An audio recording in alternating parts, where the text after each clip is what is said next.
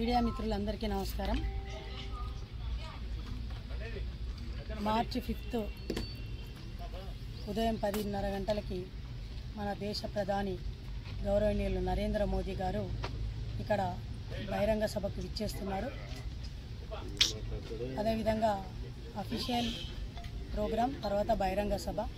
ఈ యొక్క బహిరంగ సభ గురించి ఇక్కడికి మరి ఈరోజు ఎస్పీ గారు కానీ కలెక్టర్ గారు కానీ అందరూ కూడా వచ్చి ఇక్కడ చూడడం జరిగింది. చూసి కూడా ఈ యొక్క ప్లేస్ను మరి గుర్తించి ఇక్కడే పెట్టడానికి మాకు పర్మిషన్ కూడా ఇవ్వడం జరిగింది. కాబట్టి నరేంద్ర మోదీ గారు తెలంగాణ రాష్ట్రంలో సంగారెడ్డి జిల్లా ఈ SR infinity ground beside Ellenki college పక్కన ఈ సభకు విచ్చేస్తున్నటువంటి సందర్భంలో ఈ రెండు పార్లమెంట్లకు సంబంధించి సంగారెడ్డి ప్రజలు, భారతీయ జనతా పార్టీ నాయకులు, కార్యకర్తలు, భారతీయ జనతా పార్టీ అభిమానులు, శ్రేయోభిలాషులు అందరూ కూడా ఇక్కడికి విచ్చేసి పెద్ద ఎత్తున సభను సక్సెస్ చేయడానికి సిద్ధంగా ఉన్నారు.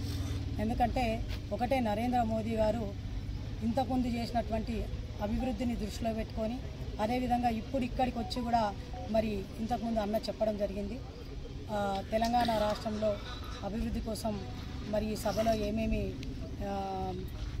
ప్రకటించబోతున్నారు అనేది.